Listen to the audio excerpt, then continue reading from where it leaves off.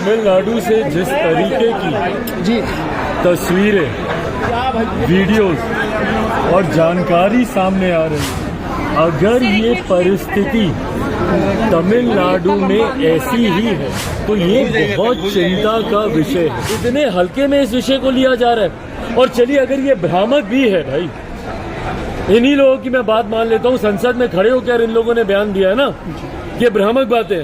अगर ये भ्रामक भी है तो क्या उन लोगों के ऊपर कार्रवाई नहीं होनी चाहिए? तमिलनाडु से जिस तरीके की तस्वीरें, वीडियोस और जानकारी सामने आ रही है, अगर ये परिस्थिति तमिलनाडु में ऐसी ही है तो ये बहुत चिंता का विषय है। उन तस्वीरों की, उन वीडियोस की मैं पुष्टि नहीं करता हूँ, पर ये जांच का विषय है।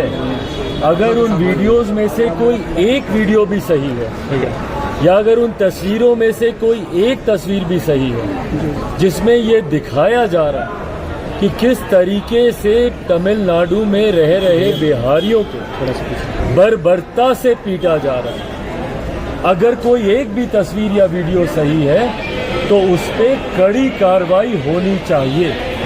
कोई बिहारियों को दूसरे राज्यों में इस तरीके से पीटे, ये कतई बर्दाश्त नहीं किया जा सकता। पर अफसोस इस बात का होता है कि मुख्यमंत्री नीतीश कुमार किस तरीके से ये पल्ला झाड़ने का काम करते हैं। आपने अपने अधिकारियों को निर्देशित कर दिया कि भाई तुम वहां के अधिकारियों से जानकारी ले लो।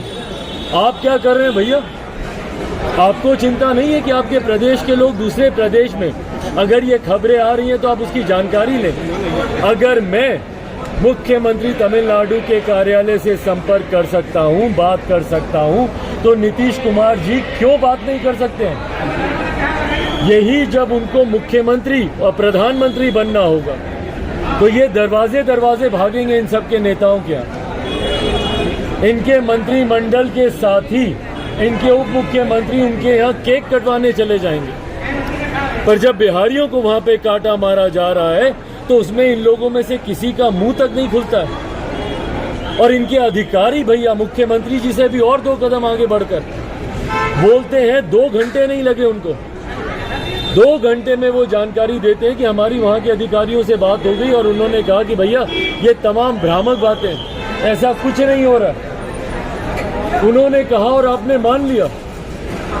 भाई कल को कोई हत्यारा बोलेगा कि भैया मैंने हत्या नहीं की, तो बिहार पुलिस बोलेगी हाँ नहीं की। क्यों? क्योंकि उसने बोला कि उसने हत्या नहीं की। इस काम के लिए है बिहार की पुलिस। जांच नहीं करेंगे ये लोग, कार्रवाई नहीं करेंगे ये लोग।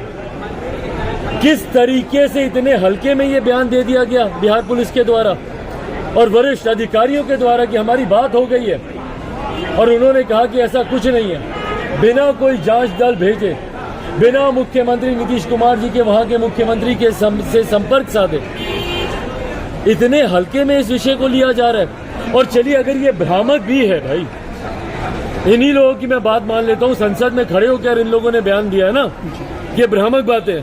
अगर ये भ्रामक भी है तो क्या उन लोगों के ऊपर कार्रवाई नहीं होनी चाहिए जो भारतीयों के बीच भेदभाव की भावना उत्पन्न कर रहे हैं? क्या उन शरारती तत्वों के ऊपर, इनको ये लोग शरारती कह रहे हैं, ये असामाजिक तत्व है भैया, जो अलगाववाद पैदा कर रहे हैं, जो भारत की एकता अखंडता के ऊपर दाग लगाने का काम कर रहे हैं? क्या इन लोगों को चिन्हित नहीं किया जाना चाहिए? जो बिहारियों और तमिलियंस के बीच में भेदभाव पैदा कर रहे हैं, जो नॉर्थ इंडियन और साउथ इंडियंस के बीच में भेदभाव पैदा कर रहे हैं, उनको कौन चिन्हित करेगा भैया? उन पे कौन जांच करेगा? तो कारण जो भी हो भैया, ये भ्रामक है तो भी उन लोगों को चिन्हित करना चाहिए। आप शांति से नहीं बैठ सकते मुख्यमंत्री नीतीश कुमार जी। और अगर इनमें से कोई एक तस्वीर वीडियो भी सही है तो इतिहास मुख्यमंत्री को कभी माफ नहीं करेगा। बिहार में तो ये बिहारियों को जीने नहीं देते हैं, बिहार में ये लाठियां चलाते हैं, और इन्हीं की वजह से ये बिहारी दूसरे प्रदेश गए ना भैया। क्यों गए हैं बिहारी तमिलनाडु? शौक से गया क्या कोई बिहारी? वहां पर जाकर मजदूरी कर रहे हैं तो मुख्यमंत्री नीतीश कुमार जी की नाकामियों की वजह से, इनकी गलत नीतियों की वजह से बिहारी दूसरे प्रदेश में गया, और वहां पर जा रहे हैं, वहां पे भी उनको मारा जा रहा है। तो बताइए भैया, बिहारी करे क्या? कहीं तो सम्मान से जिएगा। आप अपने राज्य में नहीं जीने देते और दूसरे राज्य में वहाँ की सरकारें नहीं जीने देती। यहाँ संशय की